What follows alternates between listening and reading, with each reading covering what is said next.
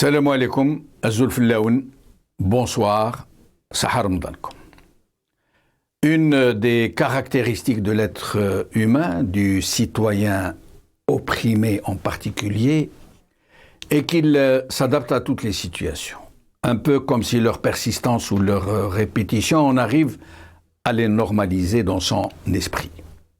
C'est un peu comme pour les riverains d'une tannerie très malodorante qui, au bout d'un certain moment, n'en sentent plus les mauvaises odeurs. Ils s'y habituent, ils s'en imprègnent, au point où leur sens de l'odorat ne réagit plus. Et il en est ainsi des peuples dominés par des systèmes prédateurs, par des systèmes despotiques. Ces sociétés finissent par entrer dans une sorte d'insensibilité. Ils ne perçoivent plus à sa juste ampleur la gravité des préjudices et des crimes qu'ils subissent de ces mafiocraties. Ils se créent dans leur entendement une sorte de zone grise, qui n'est ni celle du mal, ni celle du bien, où sont ruminées, reléguées toutes les anormalités, où elles sont refoulées, sans avoir été préalablement analysées par l'esprit critique collectif. Et cet état de fait devient comme un assentiment non dit de toute la société à tous ceux qui la pressurent, qui la brutalisent, qui la trompent, qui lui mentent, en somme, qui profitent de cette absence de réaction, de réflexe de salubrité publique, pour vaquer sans plus s'inquiéter à leurs forfaits ordinaires. Il en est ainsi des partis politiques en Algérie. Ces dizaines d'épiceries politiques créées, adoubées et fliquées par la police politique et qui n'ont d'autre rôle à jouer que de servir de façade démocratique à une oligarchie politico-militaire, en échange bien sûr de nos noces arrangées, de prébendes de toutes sortes et de responsabilités qui sont du même registre où la rente est bien réelle pendant que la responsabilité et l'utilité n'ont pas cours. Tout cela dans l'indifférence de la société qui en paye les conséquences et qui n'y voit quasiment aucun mal, puisque son instinct politique, comme son odorat par ailleurs, se sont atrophiés. La situation en Algérie est devenue intenable, proprement infernale. La répression s'est totalement décomplexée, au point où le régime ne craint plus de se montrer à découvert, d'ordonner quasi publiquement à la justice d'incarcérer des opposants, puis de lui ordonner tout aussi publiquement de les relâcher. La situation économique de millions d'Algériens s'est dégradée comme jamais, à plus forte raison que cette chute du niveau de vie vient juste après la grande zerda de l'ère Bouteflika et de la prospérité illusoire qui avait laissé croire à un boom économique. La grande classe moyenne qui distinguait ce pays a fondu comme neige au soleil. Les salaires moyens ne permettent même plus de nourrir seulement les familles. Les produits alimentaires de base, lorsqu'ils sont disponibles, sont hors de prix, inaccessibles à la grande majorité des Algériens. Pourtant, malgré ces bouleversements tragiques dans la vie des Algériens, les dizaines de partis politiques sont aux abonnés absents. Hormis 2 ou 3 qui tentent très timidement par ailleurs de s'exprimer sur ces questions, ils sont quasiment tous en mode silencieux.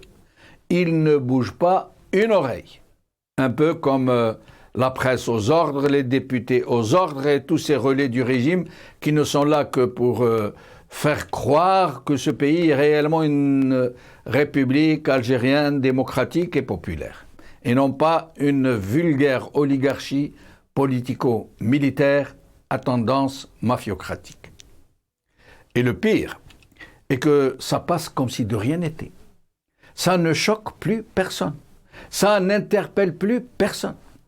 Peut-être parce que les seuls, peut-être après tout, parce que les seuls qui pourraient dire quelque chose n'ont pas droit au chapitre, encore moins à une quelconque visibilité.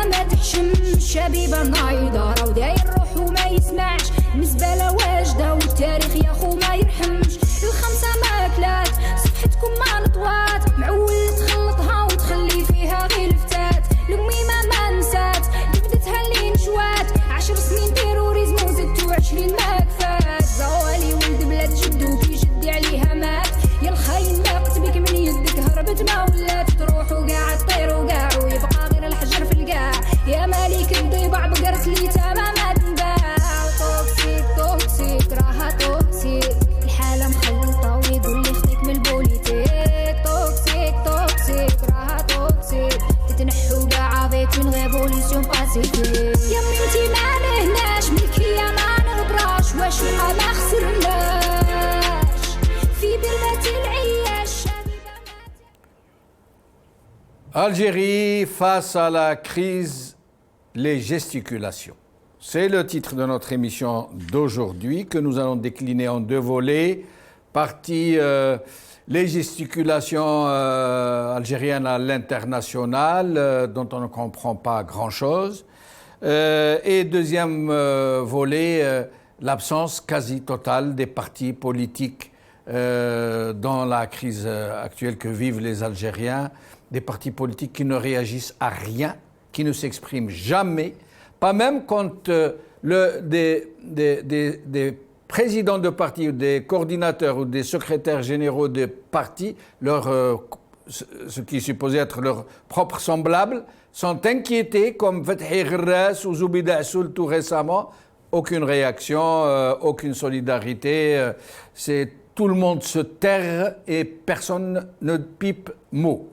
Pour en parler avec nous, j'ai le plaisir d'accueillir depuis le Canada Adel Jabbar, analyste politique. Adel Jabbar, merci d'être avec nous.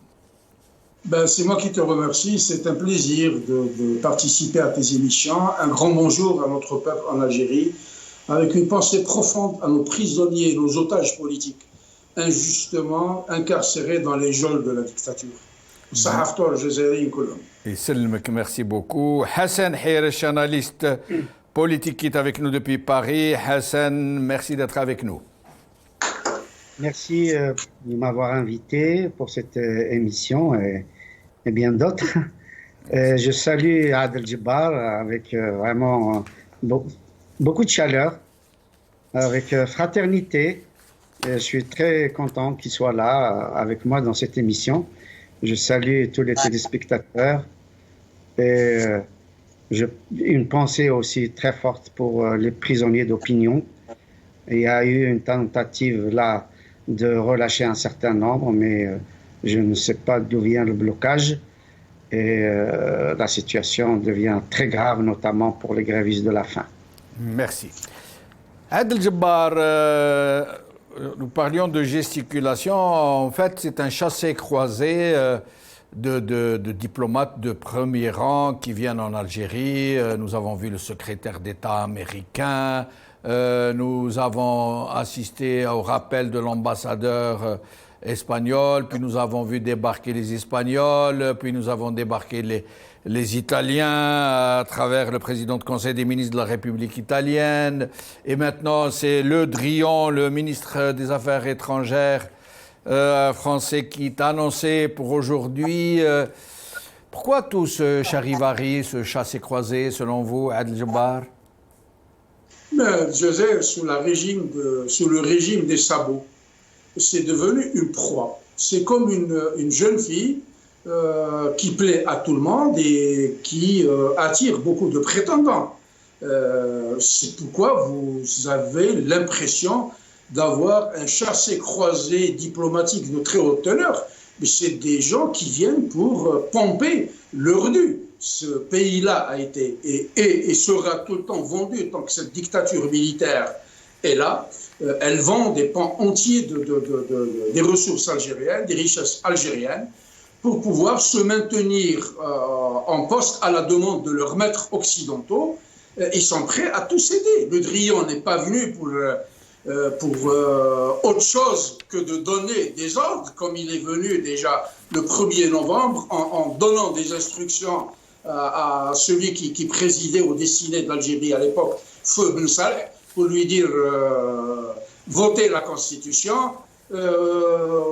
Non, c'était pas Ben Saleh, je pense que Kidboun était en Allemagne. Bon, il a rencontré les pseudo-dirigeants algériens, il a donné des ordres. Il a donné des ordres pour le 12-12 à Gaïd Saleh, et puis il continue à donner des ordres. Aujourd'hui, la France ne s'implique pas de façon innocente ou naïve. Elle a des intérêts. L'Algérie, aujourd'hui, est le porte-drapeau de la France-Afrique. Au moment où les pays africains sont en plein éveil, sont en pleine conscientisation politique pour se libérer de la France-Afrique, l'Algérie est restée encore sous la botte de... Maintenant, pour les Italiens qui sont venus, ils ne sont pas venus pour du bousbous, ils sont venus non pas pour le couscous ou le méchoui qu'on leur a offert, ils sont venus aussi pour se placer et garantir leurs intérêts. On a tout le temps dit que les relations internationales étaient basées sur deux choses, la force et les intérêts. La force, elle est de l'autre côté, les intérêts, ils sont de leur côté, ils ne viennent pas pour nos yeux. Après avoir brisé la pipe avec les Espagnols qui leur ont tourné le dos, ils les ont utilisés. Nous allons y revenir, Adel Jabbar. Nous allons y revenir. Hassan Harish. Oui, pour la même question, je compléterai notre ami Adel Jabbar, totalement clairvoyant. Moi, je pense aussi que d'un autre côté, il y a le fait que l'Algérie a toujours été un allié de la Russie. Et donc, dans cette configuration de la guerre en Ukraine, évidemment, il y a des recompositions géopolitiques et surtout géoéconomiques, notamment en matière de l'énergie.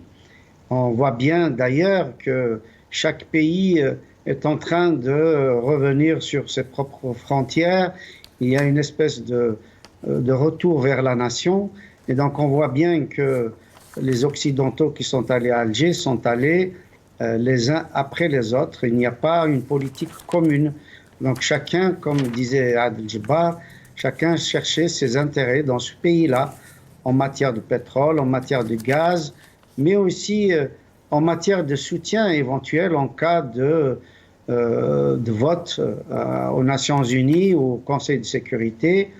Je pense qu'ils vont chercher à distendre les liens qui existaient entre Alger et Moscou, notamment en matière de politique étrangère, en matière d'armement, en matière de politique dans la région, notamment au Mali, mais aussi en Syrie, en Libye, où l'Algérie a quand même un certain nombre de liens, notamment avec les groupes islamistes, dans ces régions un petit peu perturbées où l'Occident risque de perdre un certain nombre de points face à la Russie, Russie qui du reste est en train de s'affaiblir avec cette guerre de l'Ukraine, donc on ne sait pas ce que ça va donner, mais sa présence en tout cas au Mali, en Centrafrique, en Libye, fait que l'Algérie, évidemment, contribue d'une façon ou d'une autre, soit par les renseignements, soit par des alliances au niveau des services de sécurité, des choses comme ça, ou éventuellement même des contacts avec certains groupes que l'Algérie connaît très très bien. On sait que l'Algérie a lutté pendant une vingtaine d'années, avec la décennie noire comprise, contre un certain nombre de groupes dont beaucoup sont des Algériens, et donc l'Algérie connaît parfaitement bien le terrain, et donc chaque pays essaye d'avoir ses services.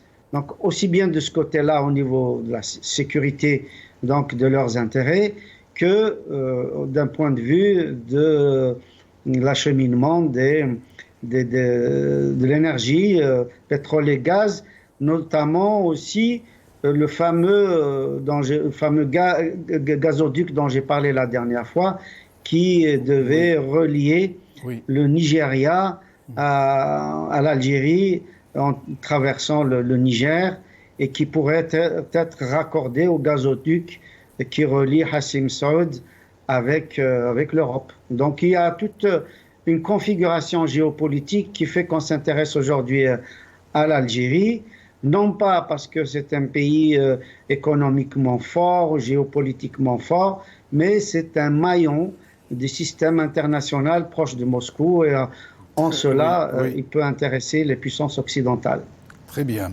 Alors, un protocole d'accord Al-Djibar a été signé entre l'Algérie et l'Italie, enfin entre les représentants de l'Algérie et de l'Italie, sur une augmentation de la livraison de gaz à l'Italie, 9 milliards de mètres cubes via le Transmed qui dessert la Sicile via la Tunisie, qui part depuis l'Algérie via la Tunisie. Le problème est que, d'abord, cette livraison ne commencera que dans une année, en 2023. Et progressivement, nous dit-on, ça ne se fera pas d'un seul coup, puisqu'il faudra adapter les capacités et les potentiels. Le problème est que l'Algérie a de plus en plus mal à approvisionner sa propre demande locale, qui est de plus en plus forte. Elle a de plus en plus de mal d'augmenter sa production par rapport à ses potentiels, à ses capacités de production. Qu'est-ce que ça représente pour vous, cette annonce? Est-ce qu'elle est surtout politique par rapport à la crise ukrainienne? Est-ce qu'elle est de pure forme qui va s'étaler sur des années pour pouvoir arriver à ce chiffre de 9 milliards, qui représente quand même pas mal de gaz pour l'Italie? À votre avis? À mon avis, il ne se passera absolument rien. Quand on croit un menteur, il faut s'attendre à écoper du vent. D'Algérie, d'abord sur le plan sur le plan gazier et sur le plan pétrolier, l'Algérie n'est pas une grosse puissance. Il faut arrêter de nous mentir. Les pics de production pétrolière ont été atteints dans les années 82. Moi, j'étais à Hassim Saoud à l'époque et on en parlait encore. Bien avant, j'étais à Hassan el 78-79, on avait des catastrophes sur le gisement gazier qui, à l'époque, était le deuxième plus grand gisement gazier du monde, après celui de l'URSS. Ils l'ont bousillé, ce gisement-là. Ils ont fait des forages dans la partie nord. Les gens de Hassan el, de Roi Dardaya Brienne, ils connaissent cette région-là. La partie nord s'appelle Tilremt, où il y a une station de compression de gaz. Toute la partie nord des puits qui ont été forés, ils ont tous été cimentés. Ils ont fait leur complétion et ils les ont cimentés, faute de continuer les investissements pour ramener des manifolds, des têtes de puits et les brancher pour les envoyer au centre de production de gaz et de gasoline de Hassan el. Puis il y a eu le développement de Ain Salah, mais c'est un pipicha. Il y a Tigintourin, c'est encore un pipicha. L'Algérie est au maximum de ses capacités de production. Si aujourd'hui on veut redynamiser la production, il faut aller redonner vie à ces puits qui sont en train de mourir. Du temps où j'étais à Hassan el, la pression de fond était de 120 bars, c'est-à-dire 120 kilos au centimètre carré. Quand il y a une éruption de puits, c'est une bombe atomique. Aujourd'hui, il doit y avoir un 15 ou 20 psi au fond du puits. Donc il y a beaucoup de travaux de revamping, il y a beaucoup de travaux de workover, de réinjection, de snubbing, de warline, de testing. Il y a beaucoup de travaux à faire. Donc ce n'est pas demain la veille que l'Algérie pourra livrer les 9 milliards de mètres cubes additionnels qu'elle vient de promettre à l'Italie. Quand le ministre des Affaires étrangères US était venu, il a eu droit à un chapelet d'idioties, de Kedboun, la mafia russe, la mafia italienne, le nouveau donnant, etc. Le gaz et le pétrole, c'est des investissements à long terme. Si demain, on devait prendre la décision d'aller au gaz de schiste, ce n'est pas demain la veille. Ça prendra au minimum 5, 6, 7 ans pour commencer à produire et à livrer, parce qu'il y a des canalisations, il y a des conduites, il y a des gazoducs, il y a tout un travail, toute une ingénierie. Faute d'argent aujourd'hui, qu'est-ce qu'on est en train de faire?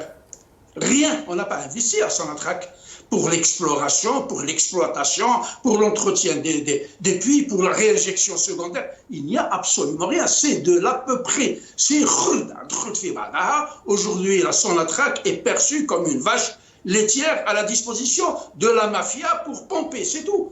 Maintenant, les étrangers qui vont venir, comme j'ai eu les Américains, les étrangers sont partis. Après Tigentorin, ils ont abandonné l'Algérie. L'Algérie est un pays instable politiquement. Il n'y aura pas d'investissement en Algérie, d'autant plus et surtout que c'est la Issaba au pouvoir, à sa tête Kedboun, qui est en train de dire « nous luttons contre le terrorisme ». Moi, je ne connais pas un investisseur qui a la tête sur les épaules qui viendrait mettre un copec dans un pays instable où sévit le terrorisme.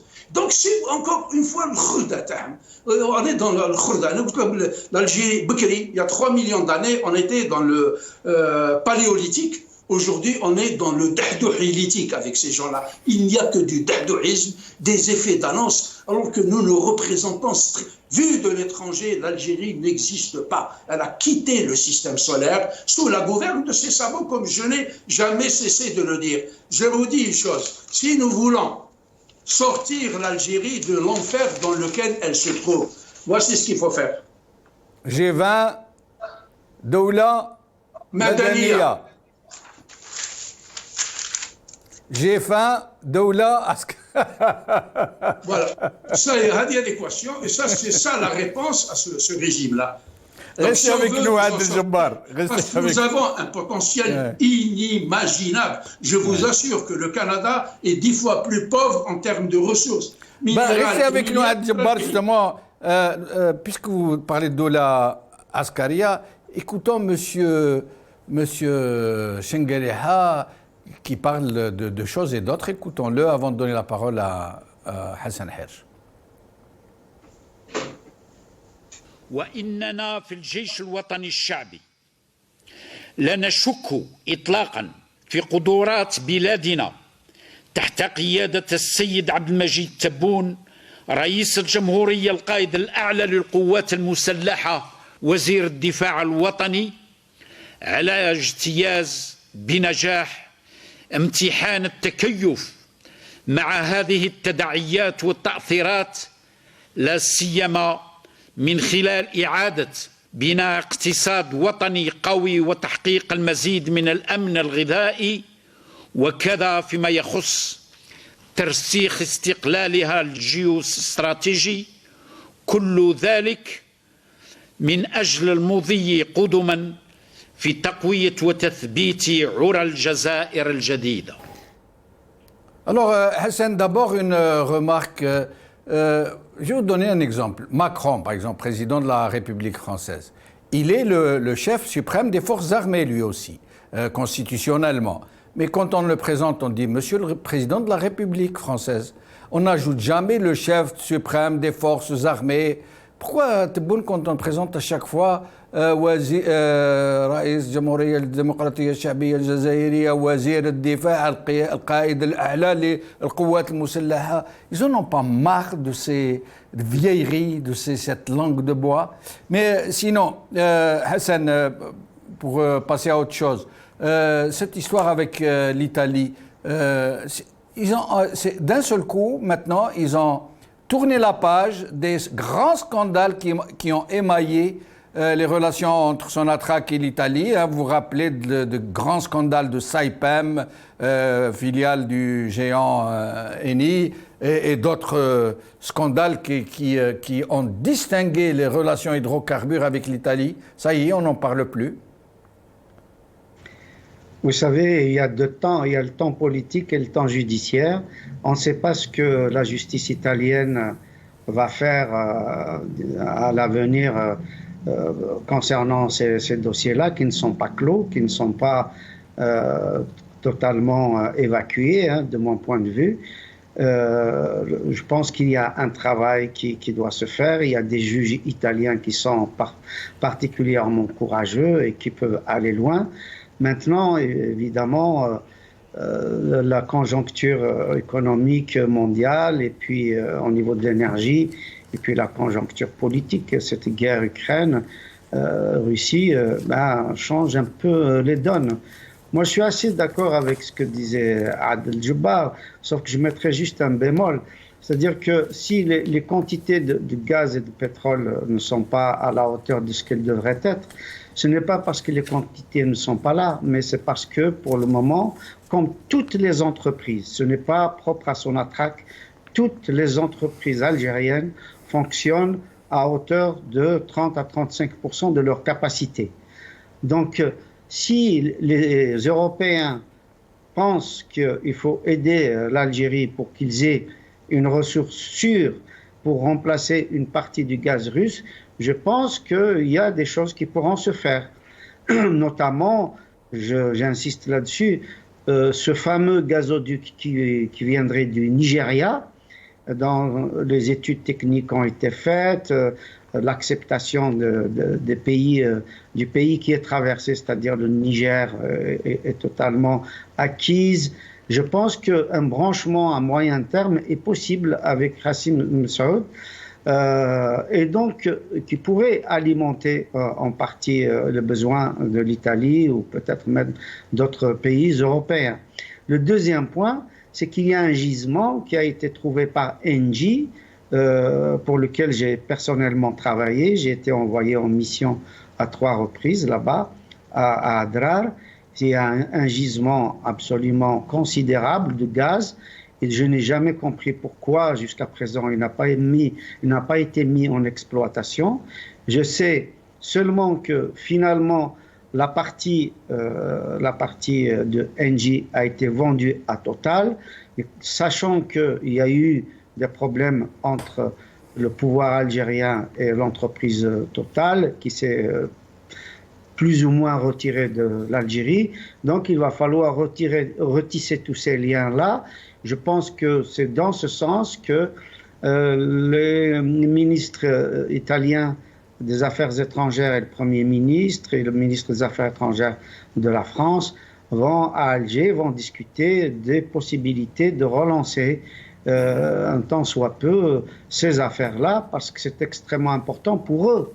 C'est pas parce que l'Algérie est intrinsèquement importante, c'est parce qu'ils ont besoin de ces énergies, encore une fois, suite à ce conflit ukrainien avec la Russie.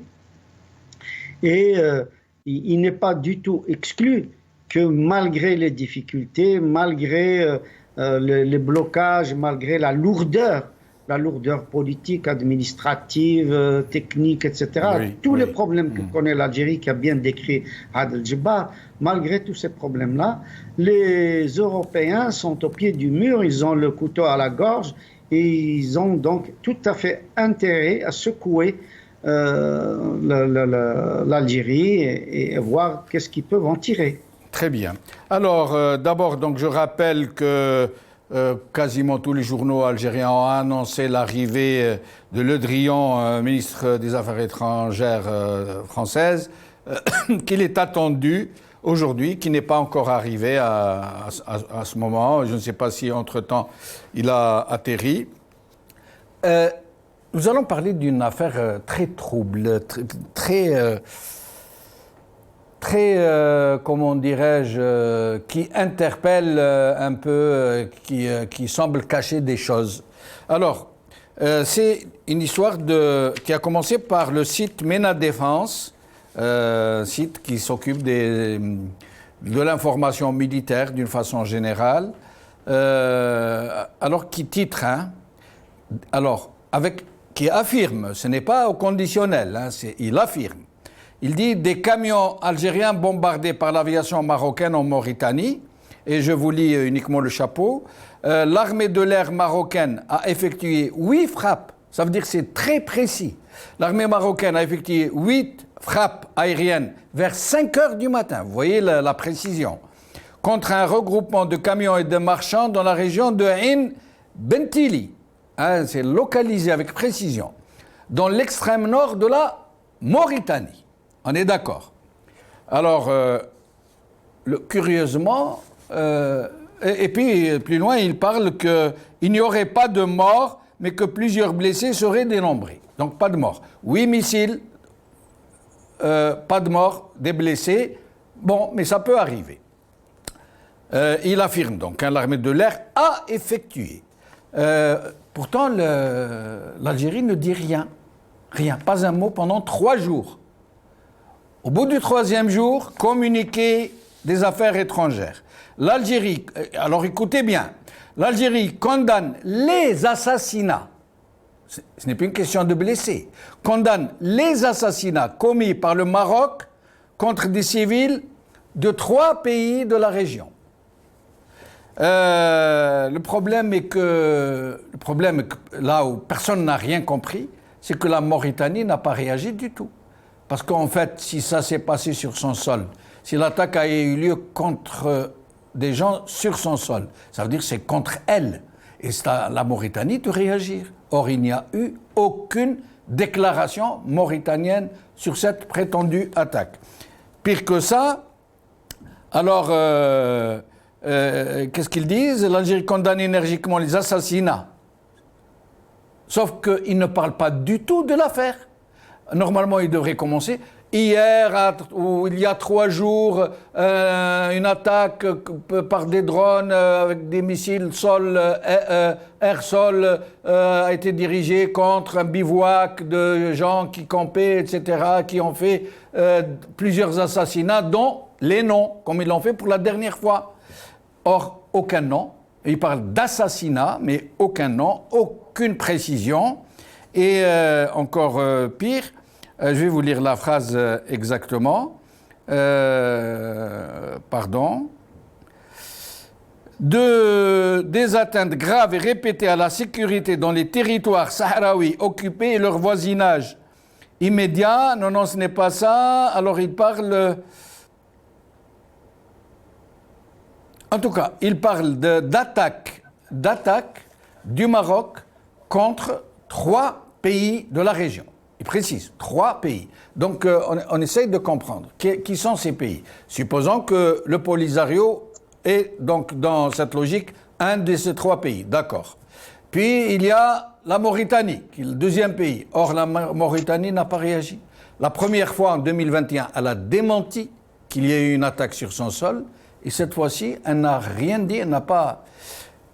la question qui se pose est qui est le 3e pays? Il n'y en a pas 36 qui sont frontaliers avec le Maroc. Il y a le Polisario et l'Algérie, et à la limite la Mauritanie. Mais qui est donc ce 3e pays? C'est donc l'Algérie. Or, à ma connaissance, il n'y a jamais eu d'attaque marocaine contre le territoire algérien. Qui ait provoqué des morts, des assassinats, comme ils disent. Voilà, donc c'est une histoire très trouble. Un tour de micro sur cette question, et puis nous passerons à autre chose. Adel Jabbar. Bon, je reviens très rapidement sur 2 points. Le premier, c'est quand Chingri il parlait de géostratégie. Je lui dis, moi, personnellement, à Adel Jabbar, qu'en Algérie, il n'y a pas de géostratégie. L'Algérie, c'est de la géotragédie. Nous vivons une tragédie depuis 1962. Concernant l'Italien qui est venu, j'espère que Kdboun, encore, j'ai dit Qalouzou, il va le dribbler pour lui dire non, je ne parlais pas de mafia italienne. Je parlais de mafia américaine et française. Et le Drian, il va lui dire non, je ne parlais pas de... Donc, il ne faut pas te battre bzef. Revenons à cette histoire de... Encore. Il a parlé de mafia italienne et russe. Et russe, oui. Oui, il va s'excuser après. Parce qu'il parlait à un Américain, il parlait au secrétaire d'État américain. Et on dit à l'Américain, vous êtes né le 4 juillet, nous sommes nés le 5 juillet. Grib Gallo, nous sommes des frères jumeaux, d'Anafi Bzoula. Il ne faut pas te battre, c'est des cinglés. Maintenant, je reviens à cette histoire de Ain Bentelli. Je vous apprends, je ne l'ai jamais caché. Moi, j'étais le 27, le 28 et le 29 janvier Non, le 28 et le 29, quand nous avons décroché d'Abgala, nous avons rejoint Aïn Bentelli, qui est une garnison mauritanienne que nous avions investie. On a le portrait à l'époque. C'est quand vous vous faisiez votre service militaire. Exactement, quand ils nous ont emmenés de force pour nous imposer une guerre qui n'était pas la nôtre, pour défendre un pays qui n'est pas le nôtre. Donc ils ont décidé, ils ont fait des appelés du service national qui constituaient 90% de la troupe, des bêtes de somme et des mercenaires pour aller guerroyer pour une cause qui n'est pas la leur. Donc moi je n'y crois pas trop. Hada Aïn Bentelli, moi je connais, elle se trouve en territoire mauritanien, elle est juste en face. Peut-être à 80-100 km au nord, il y a Bir Lhelou, là où a été proclamée l'indépendance, entre guillemets, de la race, qui n'est connue que par 3 ou 4 ou 5 pays aujourd'hui. J'ai lu le communiqué du ministère des Affaires étrangères, il ne dit rien. Il rappelle le communiqué du 21 novembre dernier, quand ils ont calciné 3 camions, et c'est des camions de l'armée. C'est des camions de l'armée, c'est l'armée algérienne qui a ce genre de camions. Mais on n'est pas sûr, Adel Jabbar, on ne peut pas être sûr. Moi, ça n'a pas été constaté. Peut-être que vous pensez que c'est des camions de l'armée. Mais on avait les images.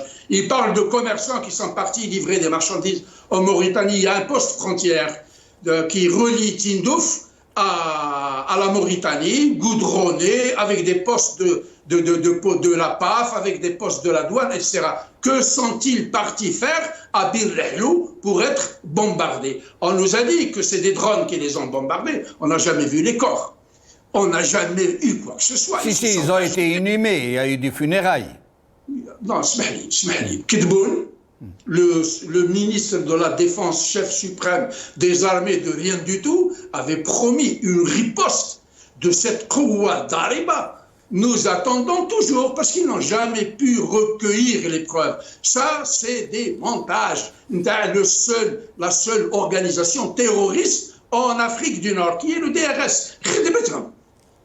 Ce genre de montage, de dahdouhisme, c'est leur truc. Ils ont des camions. Aïn Bentelli appartient à la Mauritanie. La Mauritanie est un pays souverain. Pourquoi la Mauritanie n'émet pas un communiqué pour dénoncer cette agression, cette tuerie sur son territoire?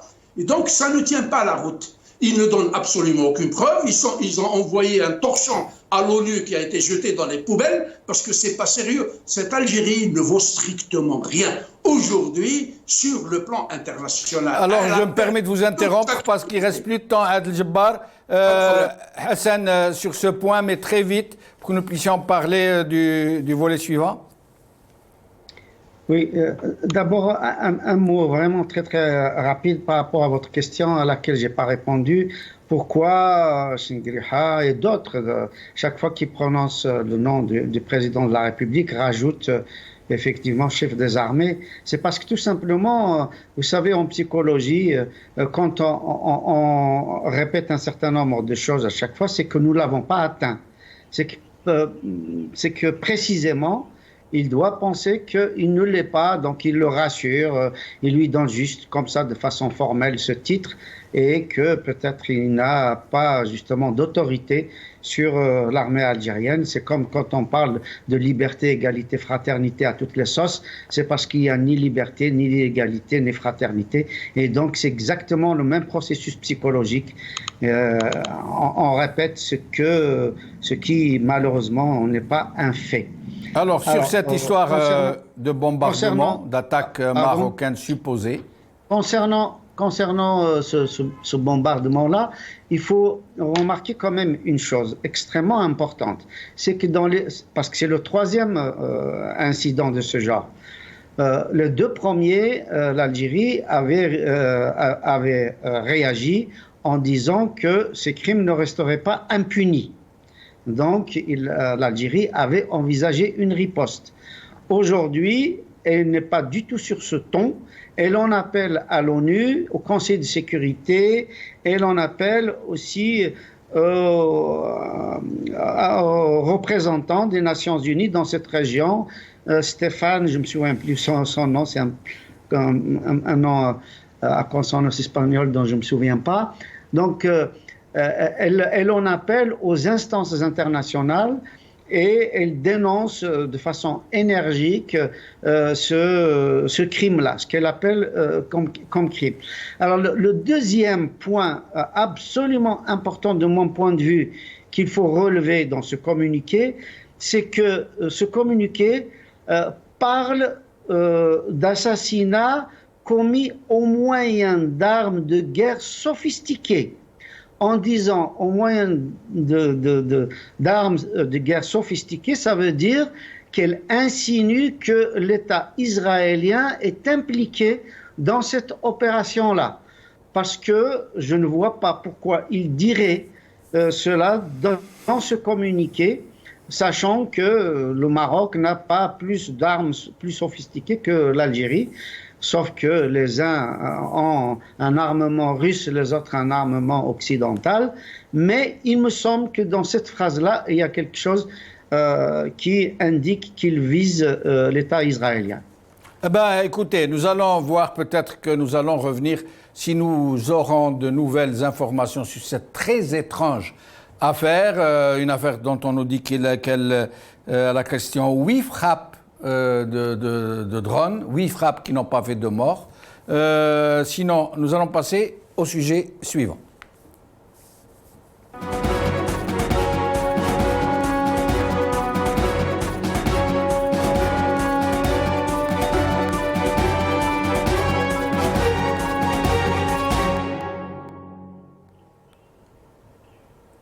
Adel Jabbar, la situation est très très critique en Algérie. C'est une dégradation du pouvoir d'achat qu'on n'a pas connu en Algérie, en même temps qu'une pénurie en plein mois de Ramadan sur des produits particulièrement sensibles comme le lait, l'huile, et une flambée des prix absolument inimaginable pour qui ne connaît pas l'Algérie, des prix qui ont augmenté pour certains de 200, 300%.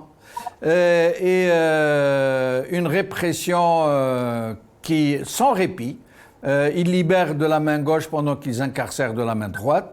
Et dans tout ça, des partis politiques, plus d'une quarantaine, qui sont réellement aux abonnés absents. Même quand leurs propres pères, j'allais dire, Zoubida Assoul ou Fethi Gherres ont subi, Fethi Gherres a été quasiment incarcéré. Aujourd'hui aussi interpellé et gardé pendant plusieurs heures en garde à vue. Eh ben, ils ne réagissent pas non plus. Adel Jabbar sur cette, non pas passivité, non pas apathie, mais j'allais dire connivence de ces très nombreux, de cette kyrielle de partis politiques qui sont à la mangeoire et qui semblent avoir la bouche trop pleine pour pouvoir parler. Ben, vous me rappelez un ministre africain qui était dans l'opposition et puis à qui on a envoyé un os pour faire de lui un ministre. Et il a cessé de parler. Un journaliste lui a dit vous avez cessé de critiquer, de vous opposer à... Il a dit écoutez, nous sommes des gens bien élevés. Quand on a la bouche pleine, on ne parle pas. Donc ils sont dans cet état. Les partis politiques que dont vous parlez, mis à part peut-être un ou deux, moi j'en connais un au moins, c'est le RCD avec à sa tête Mohsen Belabès, des hommes politiques. Il y a quand même celui de Fethi Gherres, le MDS, il y a quand même le parti de Zoubida Assoul, qui un temps soit peu essaye de s'exprimer. Pour moi, c'est un problème de sensibilité, d'opinion. Donc moi je parle parce que je l'ai vu lutter, je l'ai vu s'opposer. Fethi Gherres aussi, j'ai suivi, je l'ai supporté, j'ai dénoncé son incarcération. Mais tout le reste, c'est une production d'Ardouhian. Ils ont été fabriqués à Ben Akron, à qui on jette un os. Moi je me rappelle du temps où Haj Zoubir, officier à la rente publicitaire, tout le monde allait se mettre à ses pieds pour toucher ces trucs. Donc moi je ne m'étonne pas du tout. Ce régime-là carbure avec trois choses. Le premier, c'est le mensonge qui n'a jamais cessé de produire depuis 1962, le chantage et la corruption. C'est tout ce qu'il sait faire. Nous avions dénoncé depuis les années 2015-16 la possibilité d'une paupérisation totale de la population algérienne et de la famine qui s'instaurera, et elle arrive, cette famine. Nous avons alerté à l'époque pour dire ne croyez pas un traître mot de ces gens-là, ce sont des incompétents et des antinationaux. Ce qui les intéresse, c'est l'enrichissement du pays, donc ils sont euphoriques quand le baril de pétrole explose au-delà des $100, mais au même moment, le peuple s'appauvrit parce qu'ils se mettent plein dans la poche. Aujourd'hui, ils sont en train d'exercer un véritable contrôle social sur cette population, sur ce peuple victime de cette dictature-là, par deux choses. Le ventre, donc, et la terreur, la peur. C'est tout ce qu'ils savent faire.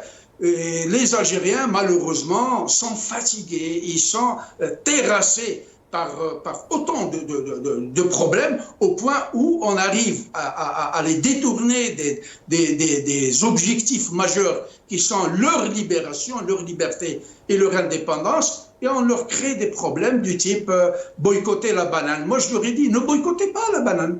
Boycotter le régime de banane qui est à l'origine de cette désespérance et de ce sous-développement. Il n'y a pas d'autre solution en Algérie que de faire dégager ce pouvoir pacifiquement. Les Algériens devront se reprendre au lieu d'aller faire des cordes de chaîne. Et vous voyez, ça ne va pas s'arrêter là. La famine est en train de s'installer un peu partout. J'ai suivi une émission hier au Pérou, à Lima, ils ont dévalisé toutes les banques alimentaires. On est en train d'applaudir l'augmentation du prix de l'énergie, mais on oublie l'augmentation catastrophique et exponentielle des produits alimentaires. Et nous ne produisons rien. 80% de notre calorie qui se trouve dans notre assiette provient de l'étranger. Si les bateaux n'arrivent pas à accoster à Alger, à Oran, à Abjaya, nous allons crever de faim parce que nous ne produisons rien. Et ce n'est pas les déclarations de Kedboun, le Bzour Dijaboul Askar, qui dit nous allons quadrupler notre production céréalière, pour passer à 30 millions et nous allons exporter. Ce type est un cinglé. Pour lui, passer de 4-5 millions de tonnes de blé à 30 millions, c'est chose facile. Moi, je lui dis une chose. Je lui pose une question devant tous les Algériens. Est-ce qu'il sait faire la différence entre le blé tendre et le blé dur? Pourquoi nous sommes les premiers importateurs, consommateurs de blé tendre dans la planète? Et je termine avec ça. Je vous dis ça. Merci Adel Jabbar. Hassan Hirsch, pour le coup, vous allez avoir le mot de la fin sur cette question d'absence quasi totale des partis politiques. Ils ne sont pas là, ou alors quand ils sont là, ils sont aux côtés du régime, comme la presse d'ailleurs, absente, ou alors quand elle se manifeste, elle est du côté du régime. Et quand il arrive qu'un journal comme le journal Liberté ose parler de pénurie, il a titré pénurie à la une, en grosse manchette, des produits alimentaires. C'est Tebboune, le président lui-même, qui répond et qui s'offusque publiquement. Il dit « Ils ont osé écrire le mot pénurie à la une, en manchette ». Président Tebboune en personne. Pour vous dire, hein, ça veut dire, j'allais dire un mot un peu en argot, mais je préfère le dire en français ordinaire, taisez-vous. C'est un peu comme si vous voulez nous dire, taisez-vous, fermez vos bouches. Hassan Hirsch. Ces partis politiques qu'on n'entend pas. Monsieur Benchenouf, je me permets de vous reprendre juste sur la notion de pouvoir d'achat.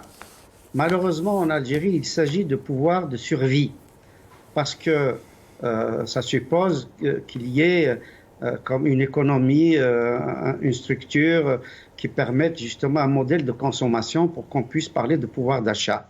Mais malheureusement, en Algérie, il s'agit de survie pour des millions d'Algériens, parce que tout simplement, ce qui se passe aujourd'hui en Ukraine, en Russie, montre bien que dans notre pays, mais pas seulement du reste, hein, Adel Jabbar parlait de l'Amérique du Sud, certains pays d'Amérique du Sud, mais aussi de l'Afrique de l'Ouest, de l'Égypte, des pays du Moyen-Orient.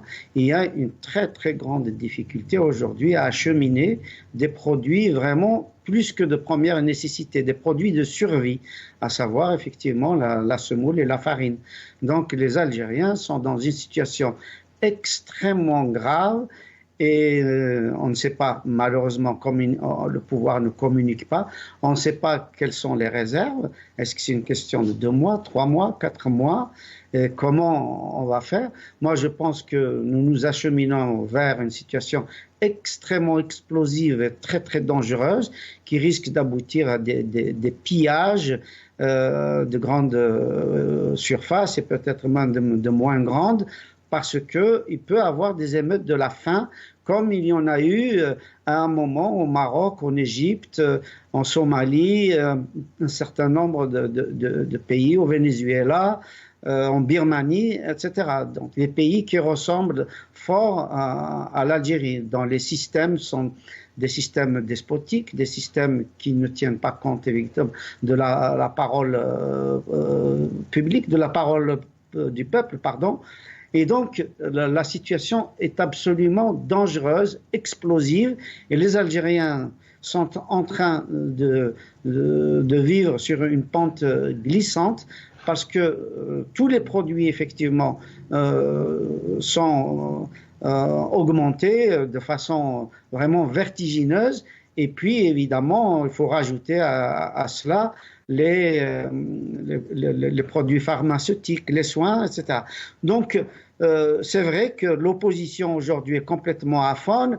Bon, c'est à l'exception de Mohsin Ben Abbas, Karim Tabou, Fathi Ghares, Zoubida Assoul, je ne vois pas des gens qui, comme Sofiane Djilali ou le responsable du Hamas, dont je vais même oublier le nom, etc., qui étaient présents pour se présenter aux élections présidentielles et législatives, mais qui sont complètement absents, complètement aphones lorsqu'il s'agit de défendre réellement et sur le terrain, en dehors du blabla, les intérêts des Algériens et de prendre en compte les difficultés des Algériens au quotidien. Je ne sais pas comment ça va aboutir. Nous allons droit dans le mur et ça ne fait plaisir à personne. Nous ne le disons pas parce que nous sommes contre l'Algérie, bien au contraire, nous le disons, nous le répétons, nous insistons là-dessus pour interpeller ceux qui, au sein du régime, peuvent avoir une conscience et peuvent agir au sein du pouvoir, aussi bien civil que militaire, pour arrêter cette descente aux enfers à laquelle nous assistons, que nous vivons depuis maintenant 3 ans particulièrement, mais que nous vivons malheureusement depuis l'indépendance et particulièrement depuis la décennie noire jusqu'à aujourd'hui. Donc l'embellie financière, malheureusement, ne peut pas faire face aux difficultés que connaissent les Algériens parce que l'inflation est tellement énorme, le chômage est tellement énorme, la pénurie d'un certain nombre de produits sont tellement énormes que aujourd'hui l'augmentation du gaz ou du pétrole ne pourra pas évidemment être une solution, ne pourra pas faire face aux difficultés du plus grand nombre, sachant que l'oligarchie algérienne, évidemment, n'est pas touchée par ce genre de problème. Elle continue de faire ses affaires, elle continue d'envoyer ses enfants faire leurs études dans des pays occidentaux, elle continue d'investir dans l'immobilier en Europe, au Canada, aux États-Unis, dans le Moyen-Orient, en Turquie, etc. Elle continue d'avoir tous les privilèges possibles et imaginables. Merci. Et ce qu'avait lâché Abdelmajid Tebboune la dernière fois devant le secrétaire d'État américain, à savoir que la mafia algérienne travaillait avec la mafia italienne et russe, est une bombe politique, est une bombe géopolitique. C'est un appel au secours, c'est un SOS déguisé. Et on verra comment les Américains vont réagir. Je pense que ça a été bien noté parce que eux, ils notent tous les détails. Et je ne sais pas qu'est-ce que ça va donner dans un temps très court parce que les difficultés vont très, très, très, très vite. Et l'Algérie doit aussi prendre position dans le conflit qui se passe aujourd'hui en Europe. Entre l'Ukraine et la Russie, et elle va être acculée à prendre position. Merci, et en Hassan fonction de Hirsch. cette position-là, elle perdra ou bien l'appui militaire des Russes ou bien l'appui économique des Occidentaux. Merci Hassan Hirsch, merci Adel Jabbar, merci à vous chers amis d'avoir suivi cette émission. Restez avec nous, je vais vous quitter, mais je vais vous laisser quelques images pour ceux qui ne savent pas ce qui se passe en Algérie. Je vais vous montrer une chaîne pour le lait, tout simplement, des gens qui veulent prendre un sachet de lait. Il n'y a même pas de bouteille, hein, c'est des sachets de lait, de très mauvais lait qui sont mauvais, et où il y a plus d'eau que de lait. Mais regardez cette atrocité que vous allez voir maintenant. بخوال خير صحة فطوركم إلى اللقاء إن شاء الله. السلام عليكم خوتي نوريكم حاجة هاي ليك شوفوا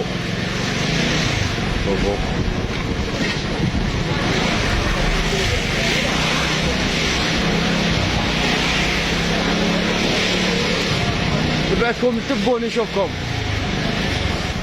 شوفوا شوفوا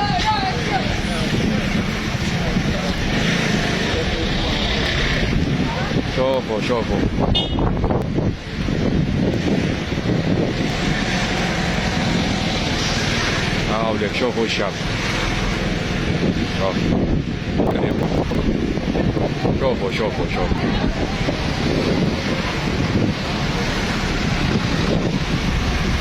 شوفوا كارثة بارطاجيو خاوتي الله يستركم بارطاجيو